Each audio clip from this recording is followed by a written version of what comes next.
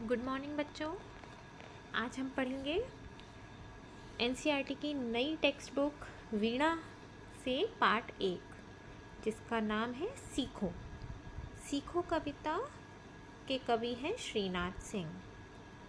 यह कविता से हमें बहुत कुछ सीखने को मिलता है। ये कविता हमें सिखाती है कि प्रकृति यानी कि जो भगवान ने दी, भगवान से मिली हुई चीज़ें हैं, जो चीज़ें भगवान के द्वारा बनाई गई हैं, जैसे पहाड़, मिट्टी, पेड़ पौधे, जानवर, मनुष्य, सूरज, ये सब चीज़ें प्रकृति की चीज़ें हैं। इन सब चीज़ों से हमें बहुत कुछ सीखने को मिलता है, और किस चीज़ से क्या सीखने को मिलता है ये हम इस कविता में पढ़ेंगे। चलिए देखते हैं ये सीखो कविता हमें क्या क्या चीज़ें सिखाती है। फूलों से नित हंसना सीखो, भौरों से नित गाना, तरु की झुकी डालियों से नित सीखो शीश झुकाना। फूलों से, कवि कहते हैं कि फूलों से, फूल एक प्रकृति की चीज़ है जो भगवान ने हमें दी है। पौधों पर, छोटे छोटे पौधों पर और सुंदर सुंदर रंग बिरंगे फूल आते हैं। फूलों से हमें क्या सीखना चाहिए, क्या सीखने को मिलता है? फूलों से हमें हंसना सीखने को मिलता है। अच्छा, आप मुझे ये बताओ, एक तरफ आपके पास खिला हुआ फूल है, एकदम मुस्कुराता हुआ फूल है, और एक तरफ आपके पास मुरझाया हुआ फूल है, तो आपको कौन सा फूल देख करके अच्छा लगेगा और कौन सा फूल देख करके ख़राब लगेगा? ऑब्वियस सी बात है, जब हम खिले हुए फूल को देखते हैं तो हमारा मन एकदम खुश हो जाता है, हमें बहुत अच्छा लगता है। तो कभी हमें बोलते हैं कि हमें उन फूलों की तरह हमेशा मुस्कुराते रहना चाहिए, ताकि लोग जब हमारे पास आएँ, हमसे मिलें, तो वो भी हमें देख करके खुश हो जाएं। भौरों से नित गाना सीखो। भौरे क्या होते हैं? भौरा एक छोटा सा काले रंग का कीड़ा होता है जो फूलों के आसपास मंडराता रहता है, ऐसे घूमता रहता है।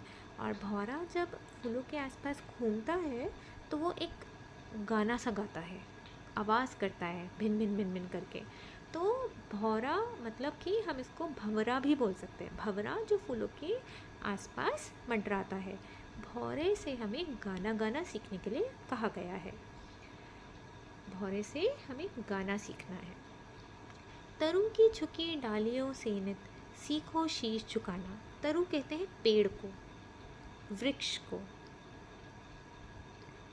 जब तरु पर, जब पेड़ पर फल लग जाते हैं तो तरु की डाली कैसी हो जाती है? भारी हो जाती है और धरती की तरफ झुक जाती है। तो जो पेड़ों की झुकी हुई डालियां हैं, कभी उनसे हमें शीश झुकाने के लिए, शीश झुकाना सीखने के लिए कहते हैं। शीश झुकाना एक मुहावरा है जिसका अर्थ होता है विनम्र बनना। हमें पोलाइट बनना चाहिए, काइंड बनना चाहिए।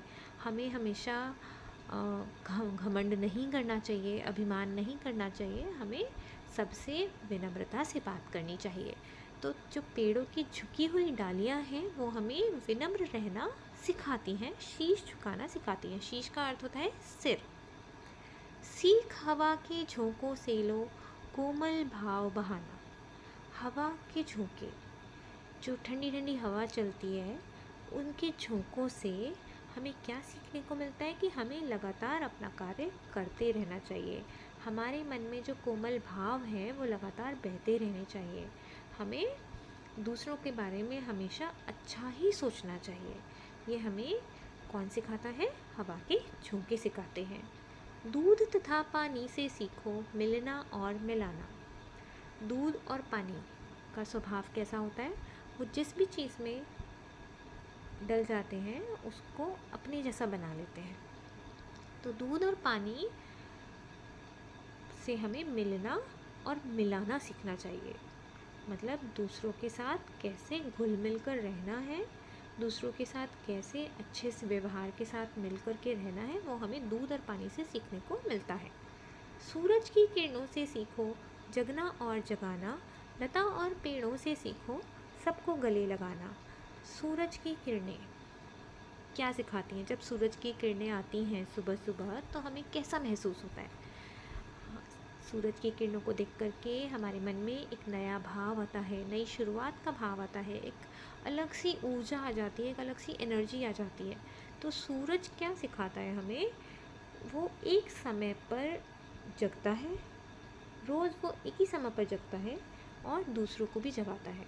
सूरज की किरणें आने से पृथ्वी के सारे जीव जंतु उठ जाते हैं, जग जाते हैं, अपने दिन की नई शुरुआत करते हैं। तो सूरज से हमें जगना और जगाना सीखने के लिए कवि ने बोला है। लता और पेड़ों से सीखो। लता किसको कहते हैं? लता क्रीपर होता है।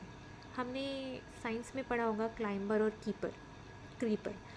क्लाइंबर और क्रीपर कैसे होते हैं? जिनका जो तना होता है, स्टेम होता है, वो बहुत मजबूत नहीं होता है, बहुत कमज़ोर होता है, और उस पेड़ को बढ़ने के लिए किसी सहारे की ज़रूरत पड़ती है, किसी सपोर्ट की ज़रूरत पड़ती है। तो हम कभी कभी लकड़ी लगा देते हैं।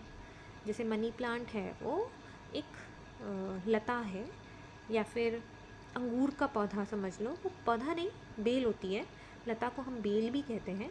उसको बढ़ने के लिए एक डंडी सी लगा देते हैं, वो डंडी का सहारा लेते हुए बढ़ जाती है। तो लता और पेड़ों से हमें सबको गले लगाना सीखना चाहिए। लता क्या करती है कि उस डंडी का सहारा लेके, उस डंडी का सपोर्ट लेके, उसको गले लगाते हुए अपने आप को आगे बढ़ाती चली जाती है। तो लता हमें सबको अपनाना, सबको गले लगाना सिखाती है। गले लगाना अर्थात होता है अपनाना, लोगों को अपने साथ मिलना जुलना और लोगों के साथ घुल मिलकर रहना। दीपक से सीखो जितना हो सके अंधेरा हरना। दीपक मतलब मिट्टी का दिया, जो हम भगवान जी के आगे जलाते हैं या दिवाली पे जलाते हैं, उसको हम दीपक कहते हैं।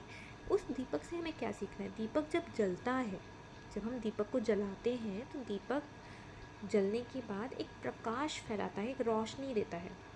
तो हमें उस दीपक से रोशनी देना, सबको प्रकाश देना सीखना चाहिए। जब प्रकाश होता है, जब रोशनी होती है, तो जिस भी कमरे में हमने दीपक रखा होता है उस कमरे का अंधेरा दूर हो जाता है। हरना का अर्थ होता है दूर करना। तो दीपक से हमें क्या सीखने को मिलता है कि हमें अपने आप की जो क्वालिटीज़ हैं, उससे, जो हमारे गुण हैं, उससे दूसरों को प्रकाशित करना है, दूसरों को भी वो चीज़ें सिखानी है। दूसरों के मन का अंधेरा, दूसरों के ज्ञान का अंधेरा, अज्ञान का अंधेरा दूर करना है। पृथ्वी से सीखो प्राणी की सच्ची सेवा करना। पृथ्वी मतलब अर्थ, धरती, भूमि। भूमि कैसे होती है? सबकी सेवा करती है। भूमि को कुछ नहीं चाहिए, वो बिना स्वार्थ के, बिना कुछ मांगे आपको सिर्फ देती है। जैसे पेड़ पौधे उगते हैं उस पर, तो पेड़ पौधों में फल आते हैं, वो आपको फल देती है। आप उसके ऊपर चलते हो, वो आपसे कभी वो दुखी नहीं होती है, कभी नाराज़ नहीं होती है कि आप उसके ऊपर पैर रख के चल रहे हो, बट वो आपकी सेवा करती है। वो आपको कभी भी परेशान नहीं करती, कभी भी दुखी नहीं करती, कभी भी निराश नहीं करती, वो हमेशा आपकी सेवा करती है। तो हमें पृथ्वी से क्या सीखने को मिलता है? प्राणी मतलब जीव जंतु, जीव जंतुओं की सेवा करना, सच्ची सेवा करना, बिना किसी स्वार्थ के उनकी सेवा करना सिखाती है। कौन सिखाती है? पृथ्वी। जलधारा से सीखो आगे जीवन पथ में बढ़ना। जलधारा क्या होता है? पानी की धारा, स्ट्रीम, रिवर, नदी को बोलते हैं जलधारा, जल की धारा। उस जलधारा से हमें क्या सीखने को मिलता है? जब हम जल की धारा बहती है, तो रास्ते में कुछ भी आ जाए, वो अपना रास्ता खुद बना लेती है। उसको अगर हम बीच में रुकावट के लिए पत्थर डाल देते हैं, तो वो पत्थर की साइड से होके निकल जाती है। तो वो बीच में आने वाली मुश्किलों को, बीच में आने वाली रुकावटों को देख कर के रुकती नहीं है, अपने आप अपने मार्ग पे चलती चली जाती है। तो जलधारा से हमें ये सीखना चाहिए कि जीवन पथ में, जीवन में, हमारी लाइफ में पथ मतलब होता है रास्ता। हाँ, अगर हमने कोई लक्ष्य बनाया है और उसके रास्ते में कुछ मुश्किलें आ रही हैं, कुछ रुकावटें आ रही हैं, तो उनको देख करके हमें रुकना नहीं चाहिए, हमें हमेशा आगे बढ़ते जाना चाहिए।